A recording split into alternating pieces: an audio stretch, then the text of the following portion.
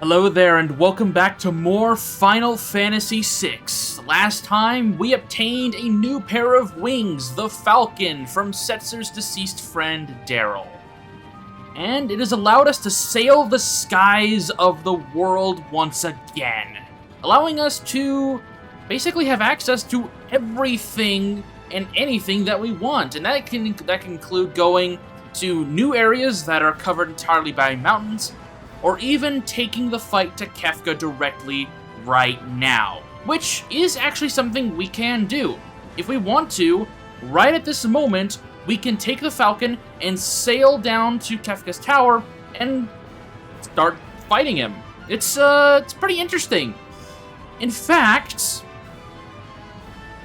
this is something that a lot of new players probably don't know about. I would be surprised if they do. And veteran players definitely know about and probably take advantage of, and I want to go ahead and note it right now. Something I would highly suggest you do, especially if you intend to use Setzer for any reasonable amount of time, and because he's one of our only 4 party members at this point, I would suggest doing this now, as it will really help him in the long run. And that is, immediately going to Kefka's tower. Now, the reason why this is because there is actually a very important piece of loot for Setzer very early on to this dungeon. Now, literally within the first indoor room of Kefka's tower is a very, very useful weapon for Setzer. The fixed dice. Now, it only has 1 attack power, but it is a trio of dice that will deal more damage the higher number they roll. The fixed dice it bypasses defense, and its damage multiplier is based on Setzer's current level. It doesn't have anything to do with any of his stats, meaning that you can make his level up bonuses anything you want.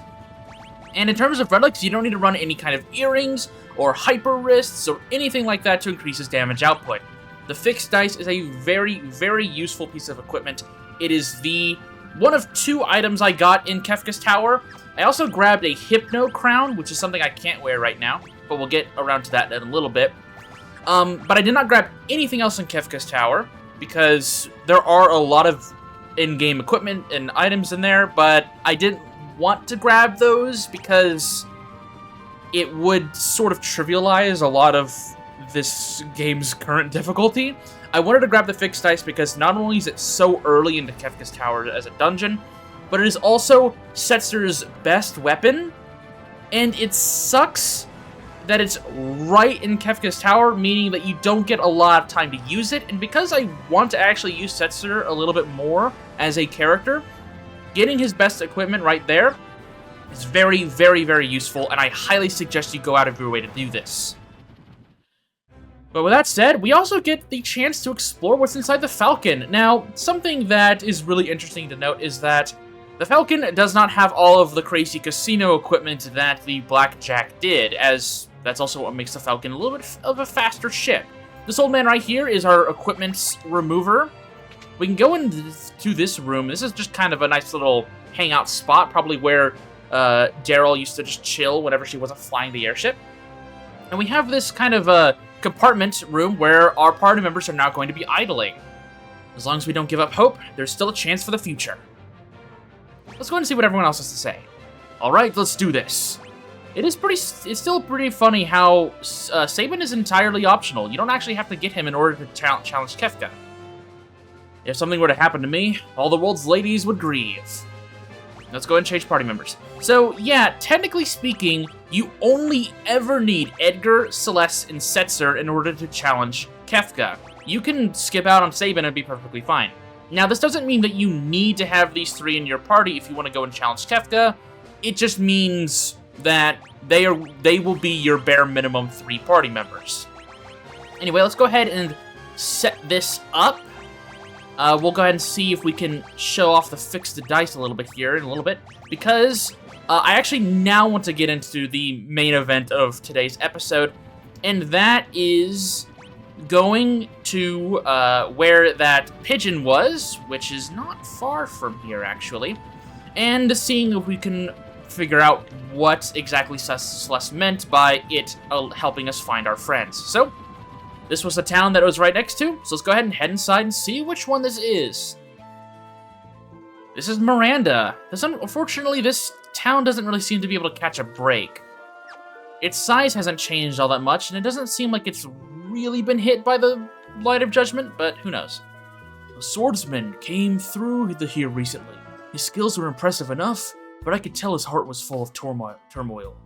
Oh, what was he supposed to say? If he could rid himself of that confusion and doubt, his technique would probably reach a whole new level. Well, you seem to know a lot about swords, old man. I got this very erratic bandit here. I was a thief once, but then I uncovered a secret so terrible that I had to go into hiding. Ooh. Can you let me talk to this dancer, please? The sources of people's misery always lie in their pasts. Lost friends, families, and homelands. Those are the things that torment people the most.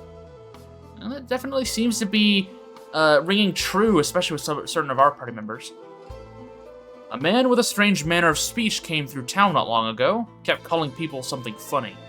Do, tao, yow, meow? Oh, well, I think we know exactly who he's talking about. Let's keep an eye out for him. I've learned a lot of things. Oh man, I messed that up. I've learned a lot about how things stand in this ruined world from the thieves and travelers who pass through. Anywhere you need to know how to find.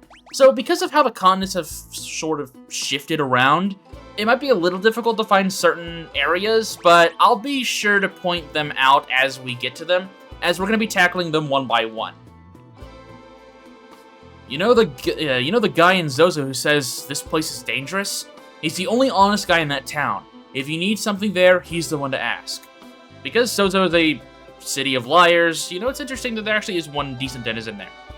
Lola's been receiving a lot of letters lately. I wonder if they're from her boyfriend in Moblitz. Oh, my condolences. But that's interesting. We know that Lola's boyfriend passed on. So who's sending her those letters? There's the Pigeon, it looks like. Doesn't seem to be doing much. This, if memory serves, is Lola's house, so... Oh, hello. Someone's been busy. Got lots of flowers. These flowers are made of silk, and they're quite beautiful, they are too. Look at all these flowers. My boyfriend in Moblitz sent them to me. Look closely, they're all handmade. Real flowers won't bloom anymore, so he made these from silk. And he just sent me this letter. But wasn't Moblitz destroyed by Kefka? Someone else must have written that letter. Setzer, you and I are on the same page here. Let's go ahead and inspect this. Hopefully you won't mind. Read the letter. My beloved Lola, art thou well? We rebuilt as much of the village as we could hope to. I believe I should be able to return to thy side before too long. This handwriting... It looks a lot like Cayenne's, but where is he mailing them from? Could you please attach this reply to the carrier pigeon outside?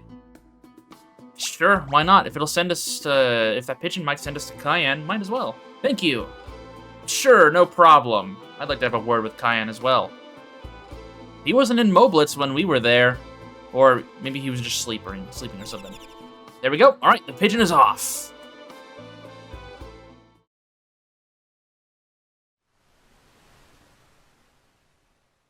And thankfully, with Setzer's bird's eye view, no pun intended here, he somehow is able to accurately track where the pigeon is going, which, you know what?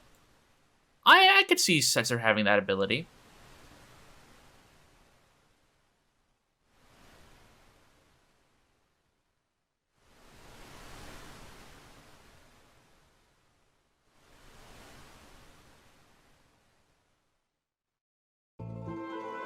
Going based off of assumptions, I think that might be Zozo.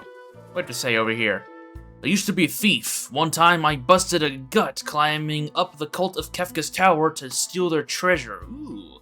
I barely made it out of the first treasure room alive and had to turn back. Okay, this seems like it's a fairly dangerous place. I mean, if it's a cult surrounded by Kefka, yeah, I can see that being dangerous. Anyways, let's go ahead and see if we can make our way to Zozo. That'll be over here. We can see that the upper house survived, but it is now, due to the lowered water levels, it has the ability to connect over to Miranda, which is quite interesting. Jador also made it out perfectly okay, at least it seems like. But our main focus here today is on Zozo.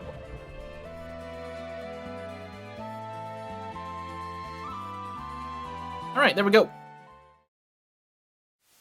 Now, I doubt Zozo has changed all that much. Oh, hey, there's a pigeon. Okay, it's heading up north. Still got the ghost in here. Do you still talk about Magicite? Yeah, you still tell us how Magicite and Espers work. That's interesting. Let's go ahead and turn on encounters so we can... Actually, let's wait a little bit. We can mess around with encounters here in a little bit. This lady is still on the ground. I don't know whether or not she's a repeat offender on falling off the building, or if they just have yet to remove her body from the premises. Honestly, it's probably the latter, knowing Zozo. Anyway, it doesn't seem like the inn is going to be all that useful in helping us out, because this is where we got the chainsaw. So maybe let's go ahead and head over to the... I don't know, what would it be? The armor shop? Or maybe we should head to the pub and see if we can jump across a window? I think you're a new NPC. Hello there. If you climb to the top of the building with the pub sign, you'll find a path leading to Mount Zozo. The monsters up there are quick. If you go, you'd better have a way of making sure you're able to hit them. Like one of those, you know, sniper whatchamacallit. This rust rid will let you open that door up there. Yours for 1,000 gil, how about it? I have an interesting story about the rust rid. I actually didn't have 1,000 gil at this point in the game because I was relying on shop weapons and armor and just very heavily overbuying items. So I literally had to walk around and grab 1,000 gil, which was a bit of a problem because I was so incredibly under-leveled that I just barely scraped by all of the current encounters. And it just was actually surprisingly difficult to fight any of the overworld enemies. The rust dissolves. There we go. This door that was originally rusted shut is now no longer. And we enter Mount Zozo, a completely new dungeon to us that we cannot access until this point in the game. So let's go ahead and see what we can find here. This is broken off. Can we jump across that ditch? We heard that the enemies here are quick, but thankfully we have some haste increasing items. Let's go ahead and see what the fixed dice can give us. That's a pretty powerful roll. That was, what, 2 3s and a 6? That's pretty good. I guess I should probably go ahead and modify my build real quick. Let's give Celeste at least 1 earring. That way, she can do at least some decent damage, and Hermes Sandals will be fine. She's got the Enhancer and all that stuff. She'll be good on magic damage. The fixed dice are going to be very useful in dealing decent damage. There's the Ice Shield, which is pretty good. We have another new enemy, the Punisher. Let's go ahead and set up Auto Battle. We got a high roll right there. Let's see if we can do Auto Crossbow potentially. And then Rising Phoenix. Alright, we have set up our Auto Battle. We are in good shape. I need to keep an eye on my EXP, as that is something I need to be wary of now. Oh, everyone has capped their Espers. Oh, I was actually using other Espers, though, I think, for the Dullahan encounter. Celeste is pretty close to leveling up, so let's go ahead and give her the Zona Seeker. Actually, you know what? I actually think I'm going to give her Ifrit, so that she can learn... Actually, Drain is not really all that useful. I think I'm actually going to give her Bismarck, so she can get a strength boost. When it comes to Setzer, I think it'd be best if we slot him on Seraph, so we can finish out Esuna. Edgar, let's give him... Ooh, I don't know. I guess maybe Ifrit, so we can finish that out and also get a strength boost. And then we can give... let's give Sabin... I don't know. This is a little difficult. I guess we can give him Kate C, so we can get that magic +1. Actually, no, he does not. We don't. Well, let's give him Zona Seeker. That's still open. Perfect. Okay. Red Cap. We also have the Ice Shield, so let's go ahead and take a look at that. We've had a lot of Mini-Wing today, but that's okay. We look at the Ice Shield right here. A shield that absorbs ice attacks, casts Blizzaga when used as an item, and then breaks. So it's a one-time use for Blizzaga, but I would suggest not doing that because ice immunity is pretty good. Well, ice absorption. It's also got pretty good defense. I think I'm gonna give this to Sabin as he's currently... Actually, no, he's pretty good on defense. Wow, is that actually Celeste that wants it the most? Yeah, I guess so. Okay, I'll give it to her then. There we go. Let's go ahead and go down here, as this is kind of a new junction. The Glacia Labolas. I think I'm mispronouncing that, but it's okay. Setzer got a very high roll. They're doing 4,000 damage. Taking it down. There's Esuna. Okay, Celeste is pretty close to a level up as well, which is pretty good. Okay, this is just a one-way trip over to this next treasure chest, which is quite useful. Mugbear and Punisher, okay. I guess I should probably make sure someone has the alarm earring on. Ooh, 8,000 gil stolen from us right there. We want to get that back. There's a lot of stealing-based enemies here in Zozo and Mount Zozo, which I guess is fair. Man, that Rising Phoenix is starting to fall behind in damage output. We also got back the gil that was stolen, which is quite nice. Got a Thunder Shield right there, which is the same as the Ice Shield, but absorbs thunder attacks. So let's go ahead and give that Setzer. There we go, perfect. As they are the two characters that were lagging the most in terms of defenses. Okay, we got a decent roll right there. We've already seen both very low rolls and also very high rolls. The damage multiplier of fixed dice is pretty insane, honestly. You can sometimes do as little as 500 damage, but sometimes if you get a good enough roll, you'll boost your damage up to 10,000 damage. It's pretty insane. Okay, so this leads to another treasure chest right here. The Aegis Shield. I do think we actually... we haven't had one of those before. A powerful shield that sometimes repels magic attacks. Oh, okay.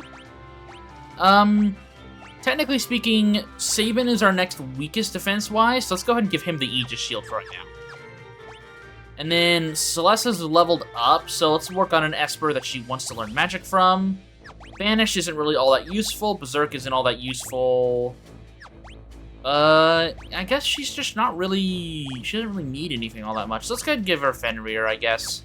We can work on that. We're running out of Espers for her to work on. But look over here, we got another treasure chest. The Gold Hairpin. That is a very, very good relic. Ah, there you are. A solid gold hairpin brimming with magical energy. Halves the MP cost of all magic. What a relic, man. This is such a good relic for, honestly, anyone who's using any form of magic. Now, I don't personally really think it's that useful right now, well, at least not necessary. But I actually do think I'm going to equip it on Celeste real quick. Especially since we're going to be auto-battling with powerful magic, it seems like a decent equipment option. Okay, just a simple bridge. We can walk across that. We can see... Oh, the pixel art, man. We can see the skyscrapers of Mount Zozo in the background. Oh, man, I love that so much. We got a new enemy here, the Luridon, that do ram attacks. There's a very low roll, holy moly. Okay, they have high physical defense, which really sucks for auto crossbow. Let's go ahead and see if we can swap that over to Flash, if need be. Rising Phoenix should do some decent damage. Oh yeah, they're weak to fire. Look at that. Lots of EXP, lots of gil. Magic +2, so that Rising Phoenix is going to go even higher with its damage output.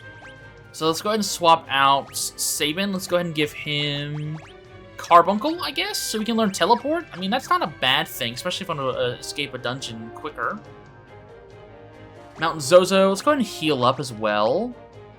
There actually is a fairly dangerous enemy in this dungeon, but I'm not going to worry about it just yet. I think I interact with it by pushing that button. I'm not going to push that button. definitely not going to push that button. We'll come back and deal with that later. While I definitely feel like I'm confident enough in my skill that I could probably take down that threat now, I think it'd be best if I just covered what that is in a more specific video. So, not gonna worry about that right now. Okay, we got a pretty low roll on Setzer there, so... Oh, no, never mind. Everyone dealing damage was enough to take it down. Nice. Okay, let's go down here. Come on. There we go, Setzer. Okay, just a little bit of a side pass on the mountain. Double Fist, Mugbear, and Glaciolabolus. Okay, so everyone's coming out to deal with us now. I think this is actually just everyone. Let's go and see if we can take down the Labolas. Rising Phoenix, as always. Let's do a AoE Fire. And I guess we should auto crossbow, as Edgar's strength is much higher than his magic. Fire. There we go. Decent damage. That's just the Glaciolabolus. Okay, 653. That's not ideal. Got a pretty decent roll on fixed dice. Nice. Teleport. All right, cool. Everyone's also gained a level. Setzer's level up bonuses do not matter one bit. I guess I will sort of grow magic a little bit, but in general, I don't really care what he levels up anymore. Seems like we've made it into here, though. The Silk Flowers. I don't want to grab that treasure chest. Let's go ahead and see what's inside this letter. Dear Lola, I am writing to beg for your forgiveness. I am guilty of perpetrating a terrible lie, or perpetuating a terrible lie. I have only now realized the error of my ways and taken up this quill in hopes of correcting a great wrong. Your boyfriend, whom you believe to be in Moblitz, passed away some time ago. I have been writing to you in his stead. We humans have a tendency to become trapped in the past and refuse to move on. I implore you to not let this happen. Now is a time for you to look forward and rediscover love and all of the other joys of life. Cayenne. That's a sweet letter. Locked chest, huh?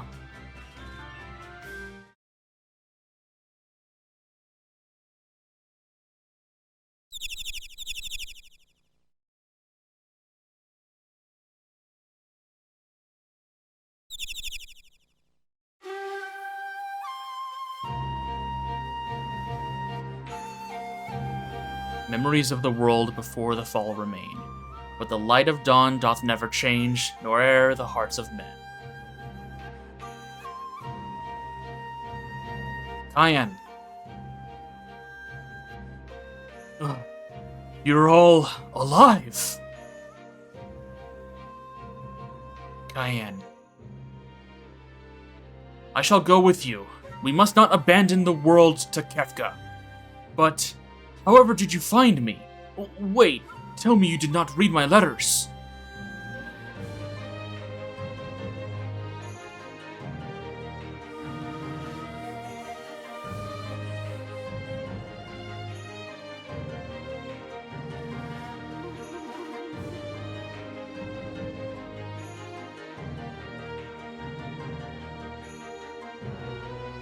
These are, they're, sort of a minor diversion of mine. Cayenne, these flowers are gorgeous. Oh, must thou embarrass me so? Dost thou truly think so?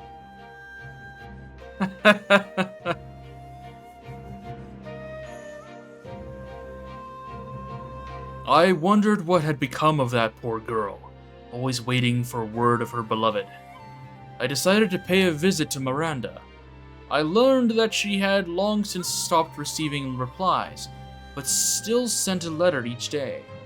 I could not bear to stand by and do nothing. As I wrote to that girl, I began to realize that I was no different from her. I was refusing to move on. I could not let go. I will no longer live in the past. We must all look to the future now.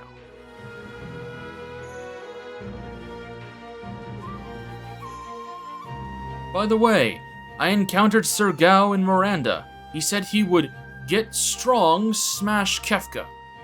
I believe that means he intends to hone his skills in order to challenge the Lord of the Tower. Knowing Sir Gao, he was probably headed for the Veldt. We'll add that to our list of places to search. I really like this segment. I'm not a big fan of Cayenne, as I've said a few times, but I like that he was at least trying to lift the spirits of someone that he felt he could understand and sympathize with. It also kind of tells us that Cayenne, probably whenever the world was ruined, was originally in Moblitz, potentially along with Terra and Gao. Now, I have no real proof of this, but it would be interesting if those three were separated from everyone else, and Cayenne and Gao just eventually moved away from Moblitz, trying to seek anything else to do in this world of ruin, while Terra remained behind in Moblitz with the children. It's a personal inquiry of mine, but I have no real evidence to support it, so... But hey, we now have a new party member. A returning party member, I guess, in the form of Cayenne, who will be permanently joining us on our adventure. Let's go ahead and go down here into the engine room. I guess we didn't show this off. There's not really much for us here, but Cayenne is chilling out here for some reason. I guess there isn't enough room, or maybe Setzer just prohibited him from hanging out in the general lounge area. What an intriguing apparatus. Or perhaps he's trying to get over his fear of machines. Interesting. Anyway, that, I think, will do it for today. We got a new powerful weapon, the most powerful weapon, in fact, for Setzer, and we gained a brand new ally in the form of Cayenne, reinvigorated after helping someone go through a grieving process. So, next time on Final Fantasy VI, we're going to go ahead and check out some of the less known areas that you might not expect to have any crazy rewards. And then after that, I think we'll go and pay a visit to Terra. And with that said, I'll see you soon.